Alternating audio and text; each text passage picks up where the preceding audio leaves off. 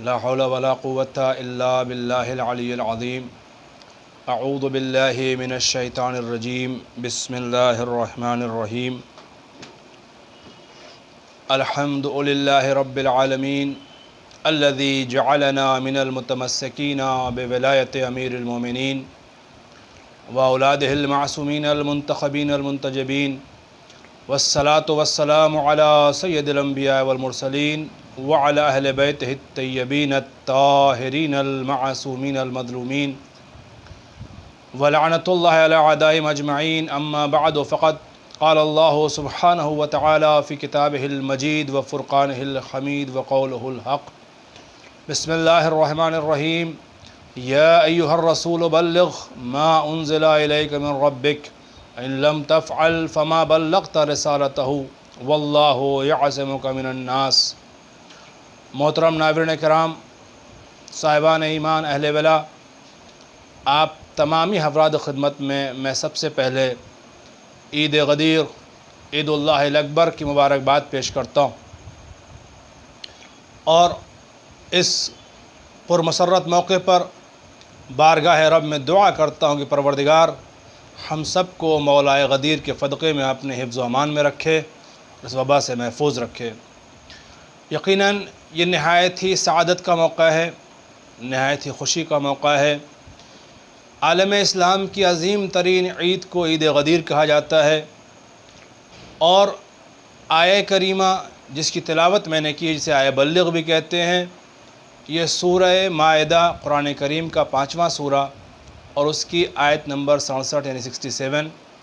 جس میں پروردگار عالم نے ایک حکم دیا، یا ایھا الرسول بلغ، اے رسول پہنچا دیجئے، ما انزل الیک من ربک، جو آپ پر آپ کے رب کی طرف سے نازل کیا جا چکا ہے، وَإِن لَمْ تَفْعَلْ فَمَا بَلَّغْتَ رِسَالَتَهُ، اور اگر آپ نے اس پیغام کو نہیں پہنچایا، گویا آپ نے کوئی بھی کار رسالت انجام نہیں دیا۔ وَاللَّهُ يَعْصِمُكَ مِنَ النَّاسِ، اور اللہ آپ کو لوگوں کے شر سے محفوظ رکھے گا۔ یہ ظاہراً ترجمہ میں نے آپ کے سامنے عرض کیا۔ اس آیہ کریمہ کے تیور کو دیکھ کر کے اس اعلان ولایت کی اہمیت اور منزلت اور عظمت آشکار ہو جاتی ہے، کیونکہ صاف لفظوں میں پروردگار عالم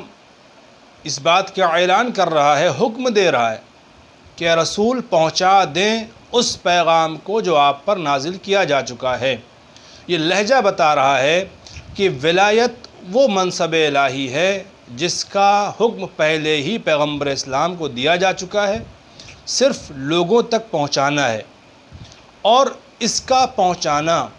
عند اللہ اتنا زیادہ اہم ہے کہ اگر سرکار دو عالم آج اس پیغام کو نہ پہنچائیں تو گویا نبی کریم نے رسالت کا کوئی پیغام پہنچایا ہی نہیں ہے۔ غرض تیور یہ بتا رہے ہیں کہ جتنی بھی تبلیغی زحمتیں پیغمبر اکرم نے برداشت کی ہیں، ان سب کا انعام، ان سب کی تکمیل اس اعلان ولایت پر منحصر ہے۔ اگر یہ اعلان ولایت نہیں ہوتا ہے تو گویا ساری زحمتیں رائیگاں ہو جائیں گی، ساری تبلیغات بیکار ہو جائیں گی۔ اب یہ بات تھوڑا سمجھنے کی ہے کہ آخر اگر غدیر کا اعلان نہ ہوتا، اگر ولایت کا اعلان نہ کیا جاتا تو کس طریقے سے پیغمبر اکرم کی تمام تر زحمتیں رائیگاں ہو جاتی۔ اگر آپ غور فرمائیں تو اعلان ولایت مولائے کائنات یہ وعدہ نبھایا گیا ہے جو سرکار دو عالم نے دعوت ذوالعشیرہ میں وعدہ کیا تھا کہ آج جو ہماری نصرت کرے گا وہ میرے بعد میرا وصی، میرا جانشین، میرا خلیفہ ہوگا۔ اب روز اول دعوت ذوالعشیرہ میں سید الانبیاء نے جو وعدہ کیا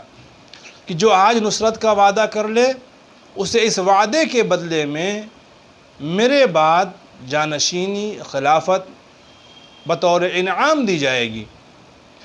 اگر یہ اعلان ولایت نہ ہو، اگر یہ غدیر کے میدان میں سرکار دو عالم اپنے اس وعدے کے مطابق جانے سے پہلے اپنے بعد علی کی ولایت کا اعلان نہ کریں تو دائرہ اسلام میں آنے والے ہر مسلمان کے ذہن میں یہ سوال پیدا ہوگا کہ جب نبی خدا نے ابتدائے تبلیغ اسلام میں کیے ہوئے وعدے کو نہیں پورا کیا تو پھر اب ان کے ذریعے کیے ہوئے دوسرے وعدوں کا کیا اعتبار رہ جاتا ہے؟ جب انہوں نے اپنی نصرت کرنے والے سے جو وعدہ کیا تھا اس وعدے کو وفا نہیں کیا، جو ہمیں اپنی نگاہوں کے سامنے دیکھنا تھا کہ انہوں نے وعدہ کیا جانشینی کا اور جانشینی نہیں دی، تو بھلا پھر ہم کیسے بھروسہ کریں کہ جو نبی کریم نے کہا ہے کہ تم نیکیاں کرو تمہیں انعامات ملیں گے، تمہیں جنت کی نعمتیں دی جائیں گی، تمہیں حوریں ملیں گی اور تمہیں ساری چیزیں جو ان نعمتوں کا وعدہ ہے اچھائیوں نیکیوں اطاعتوں کے بدلے، ان وعدوں پر بھروسہ کیسے کیا جائے گا؟ شاید یہی اشارہ ہو قدرت کی طرف سے کہ اے رسول اگر آج آپ نے اپنے اس وعدے کو مکمل کرتے ہوئے اس پیغام کو نہیں پہنچایا تو پھر آپ کے کسی وعدے پہ کوئی بھروسہ نہیں کرے گا، غرض آپ کی ساری زحمتیں ساری تبلیغیں رائگاں ہو جائیں گی، ضائع ہو جائیں گی، بے اعتبار ہو جائیں گی۔ اور دوسری طرف یہ پیغام بھی سمجھ میں آتا ہے کہ اس کی اہمیت یہ ہے کہ اگر نبی کریم کے بعد کسی کی ولایت کا اعلان نہ کیا جائے، کسی کو معین نہ کیا جائے، تو پھر یہ دشمنوں کو موقع دینے والی بات ہوگی کہ اب کوئی سرپرست دین نہیں رہ گیا، اب کوئی بھی محافظ شریعت نہیں رہ گیا، لہذا اب جیسے چاہیں وہ اپنے اعتبار سے دین میں تبدیلی اور تغیر کر سکتے ہیں۔ ایک بات تو قابل غور یہ۔ دوسرا مسئلہ یہ ہے کہ اسی آیہ کریمہ میں پروردگار عالم یہ کہہ رہا ہے وَاللَّهُ يَعْصِمُكَ مِنَ النَّاسِ، اللہ آپ کو لوگوں کے شر سے محفوظ رکھے گا۔ غرض آیہ کریمہ کا لب و لہجہ بتا رہا ہے کہ اس پیغام کو لوگوں تک منتقل کرتے ہی کچھ ریئیکشنز ہوں گے، کچھ اس کا ایک رد عمل ہوگا جو آپ کو فوراً دیکھنا پڑے گا، اس میں لوگوں کا شر بھی سامنے آئے گا، مگر گھبرائیے گا نہیں، خدا آپ کو لوگوں کے شر سے محفوظ رکھے گا۔ ایک مسئلہ۔ دوسری بات جو قرآن کریم نے اشارہ کیا اسی سورہ مائدہ کی 3 آیت میں کہ جب یہ اعلان ہوا، اس اعلان کے بعد جو ریئیکشن دیکھنے کو ملا، جو رد عمل دیکھنے میں ملا، وہ ایک طرف تو یہ ہے الیوم یئس الذین کفروا، آج کفار مایوس ہو گئے، جس کفار کے لیے مایوسی ہے، اور وہیں یہ اعلان ولایت الیوم اکملت لکم دینکم واتممت علیکم نعمتی ورضیت لکم الاسلام دینا، آج تکملہ دین، اتمام نعمت اور خدا نے دین سے راضی ہونے کا اعلان کر دیا۔ گویا دو جہت سے اثرات دکھائی دیے۔ اعلان ولایت ہوتے ہی خدا نے اپنی رضایت کا اعلان کیا کہ وہ آج دین سے راضی ہو گیا، آج دین مکمل ہو گیا، نعمتیں تمام کر دی گئی، خدا راضی ہو گیا۔ مگر وہیں کفار کے اندر جو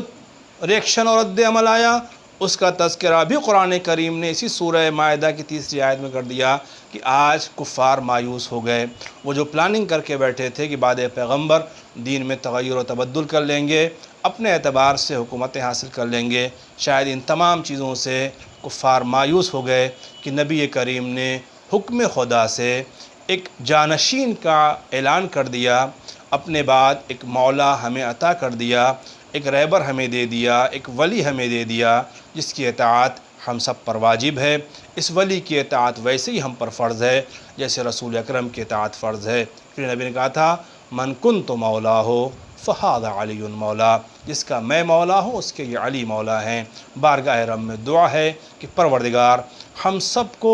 مولائے متقیان کے غلاموں میں شریک ہونے کی توفیق دے، اور مولا علی کی ولایت کے اقرار کے ساتھ زندگی دے، جب موت آئے تو مولا علی کی ولایت کے اقرار کے ساتھ ہے۔ وآخر دعوانا ان الحمدللہ رب العالمین۔ من كنت مولا فهذا لي مولا، من كنت مولا فهذا لي مولا، من كنت مولا فهذا لي مولا،